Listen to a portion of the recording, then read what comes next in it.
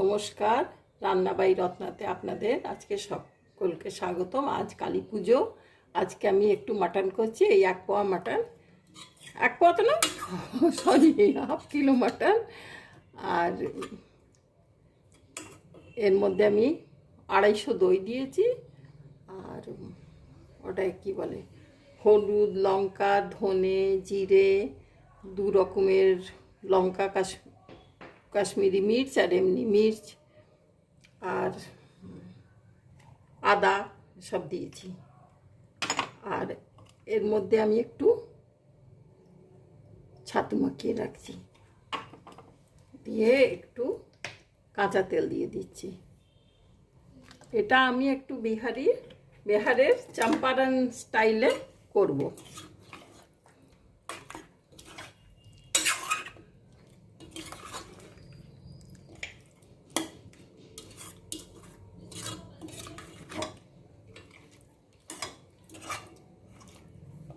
আমি কুকার চাপিয়েছি।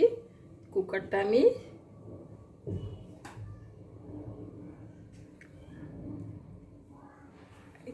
কুকারটা এদিকে করে দিই। কুকারটা আমি চাপিয়ে দিলাম। তো এর মধ্যে আমি এখন সর্ষের তেল দিচ্ছি।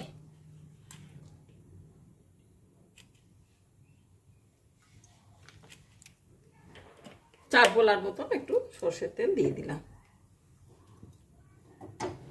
তেলটা হোক। আমি এর আগে শুরু করেছিলাম ওই পুরো মাখাতে মশলা টশলা দেওয়া, কোনো কারণে ভিডিওটা একটু বন্ধ হয়ে গেছিলো, যার জন্য আপনাদের আবার থেকে শুরু থেকে দেখালাম।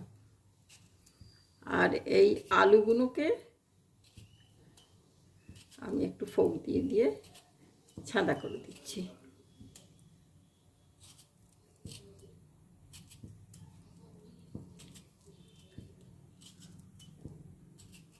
ভেতর পর্যন্ত যাতে ঢুকে যায়।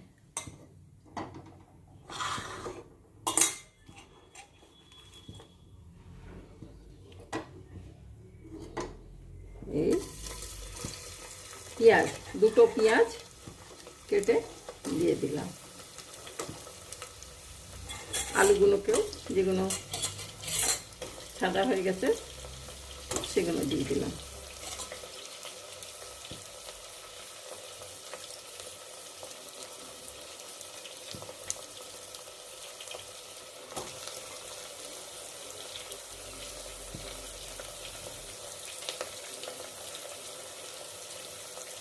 কিছুটা চম্পারন স্টাইলের, কিছুটা বিহারি স্টাইলের, সব মেশানো।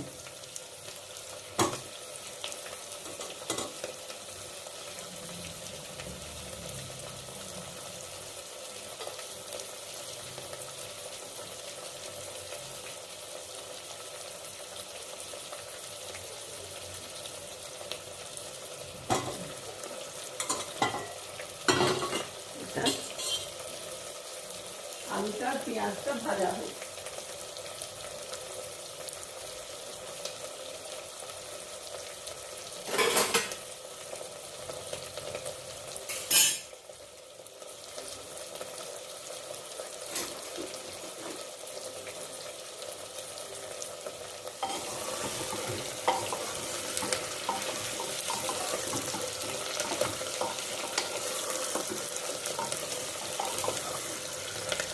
সেটা একটু লাল লাল করে ভাজা হোক। আর এর মধ্যে আমি 2টো আস্ত রসুন দিয়ে দিচ্ছি।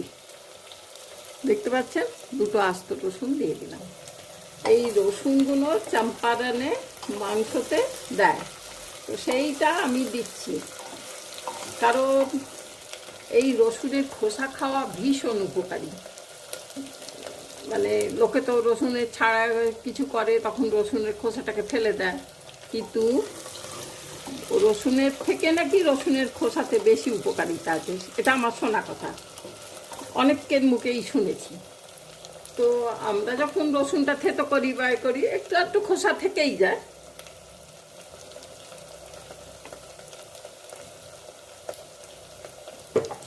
এইগুলো তো ওতে সব মাখিয়ে দিলাম। এরপর আমি এখানে এমনি লঙ্কা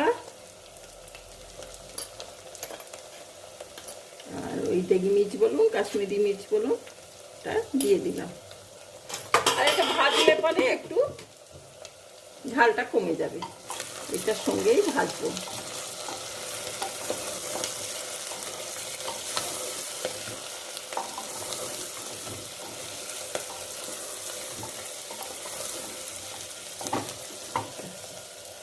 এটা ভাজার পর আমি এখানে গরম মশলা, জিরে, ধনে, লঙ্কা, একটু ভাজা মশলা দেওয়া আছে, আর কি বলে ওটাকে, গরম মশলা দেওয়া আছে। লঙ্কাটা দিয়ে দিলাম বলে গরম মশলাটাও ভেজে নিচ্ছি, খুব ভালো সুগন্ধ হবে।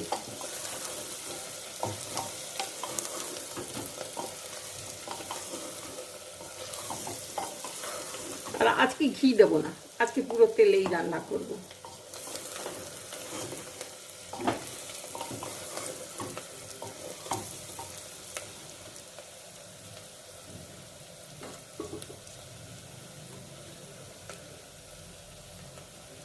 এরপর এখানে একটু এই 1 চামচ গুড় দেবো।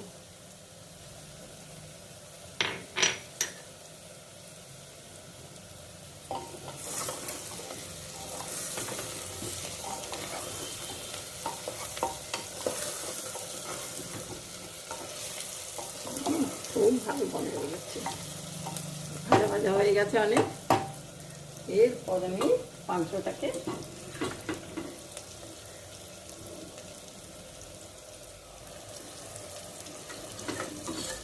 ছোটবেলা আমাদের বাড়িতে মারা তো রান্না করতো আলাদা, বাবাজিরাও যে রান্না করতো আমি দেখতাম যে ওরা এরকম করে মশলাটা মাখিয়ে রেখে দিত, আর কাঁচা তেলও দিত তার মধ্যে।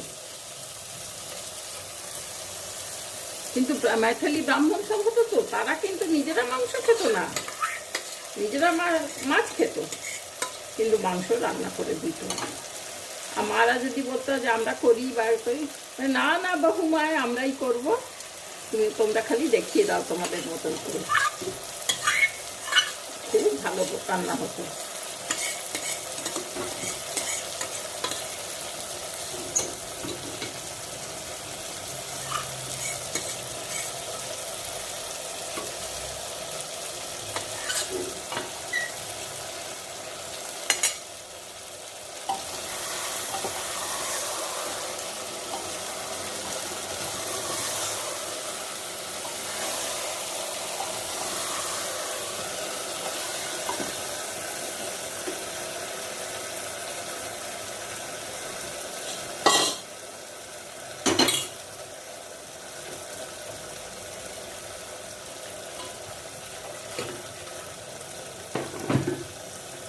আমি একটু গরম জল দিয়ে মশলাগুলো লেগেছিল সেগুলোকে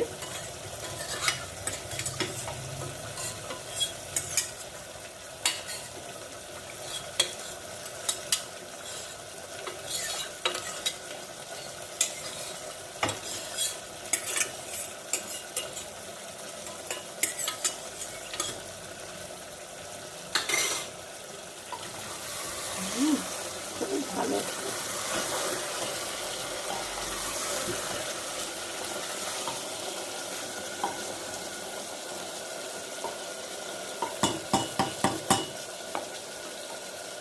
জানি না কুকারের মধ্যেটা দেখা যাচ্ছে কিনা, হ্যাঁ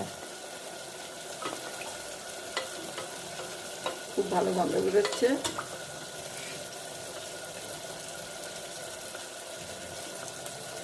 এটা একটু জিরে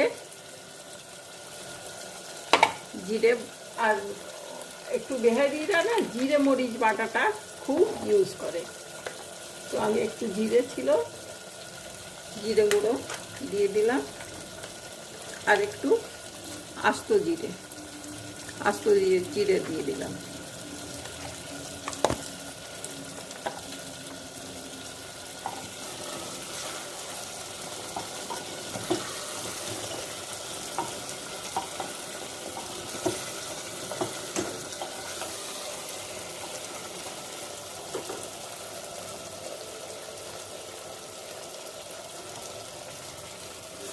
একটু জল দিয়ে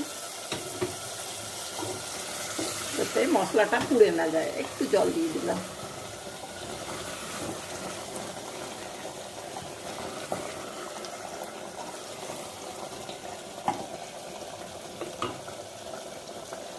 নুন দিয়ে দিয়েছি আমি আগেই, নুন দেওয়া হয়ে গেছে, মিষ্টিও দেওয়া হয়ে গেছে,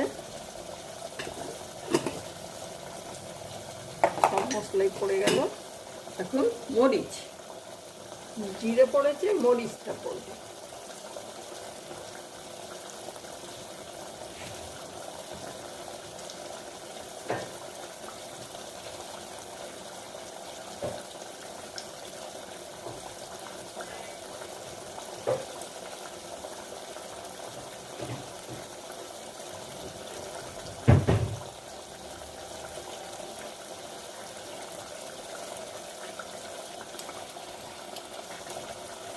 শুকনো লঙ্কা দুটো কাটিয়ে দিয়ে দিচ্ছি, এটারও একটা সুগন্ধ হয়।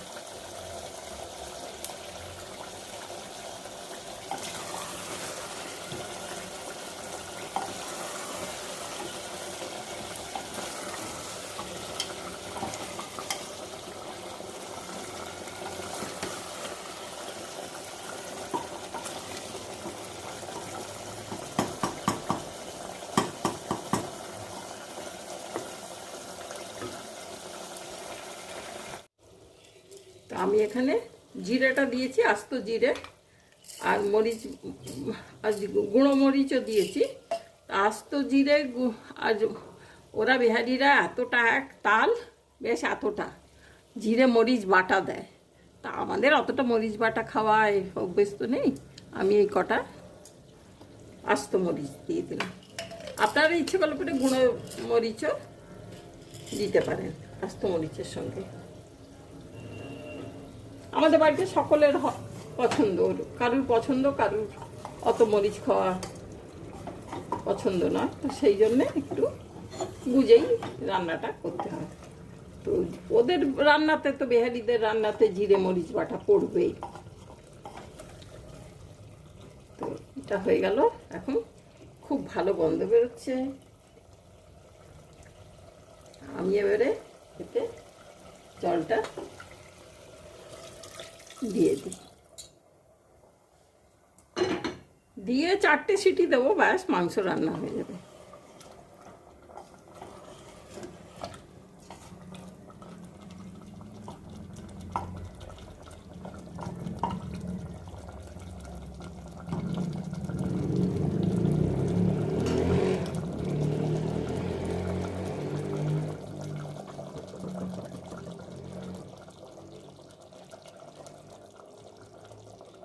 ফুটছে খুব টকবক টকবক করে।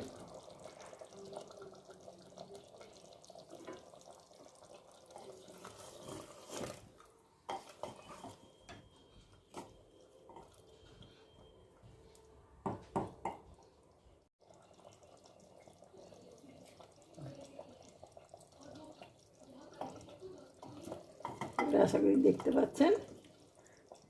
আমি এবারে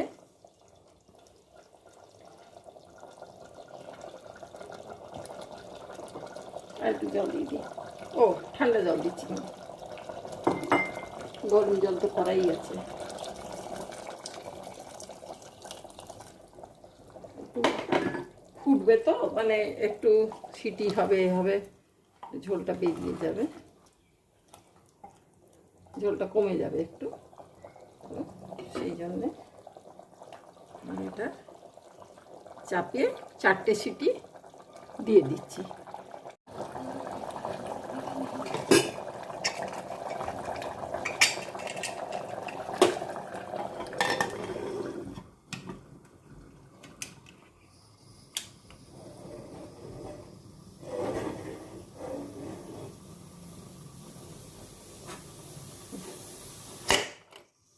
ব্যাস 4টে সিটি হোক।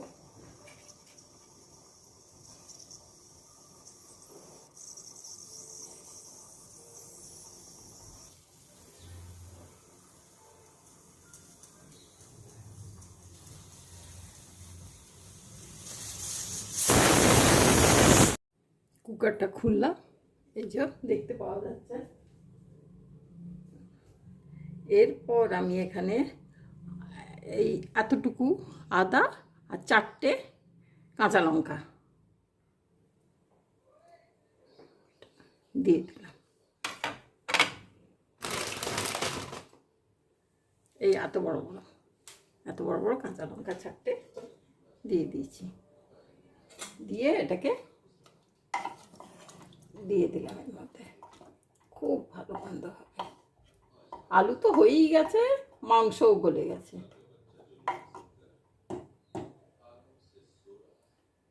মাংস গলে গেছে, আদা কাঁচা লঙ্কা দিয়ে দিলাম। কি সুন্দর তেল ভেসে উঠেছে ওপরে। আর এখানে ধনেপাতা আমি ধুয়ে রেখেছি।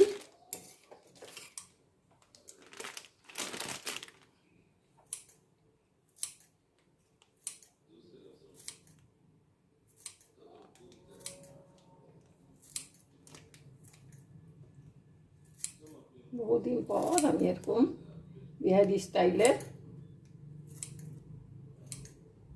মাংস করলাম।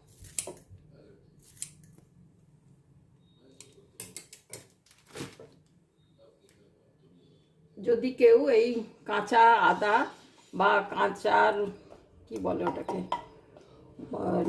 লঙ্কাটা তো কাঁচা খায়, কাঁচা আদা বা কাঁচা ধনেপাতার গন্ধ যদি কারুর ভালো না লাগে, তাহলে আর একটা সিটি বা একটু ফুটিয়ে নেবেন আপনারা। তাহলে ঠিক আছে ভাই। এখানে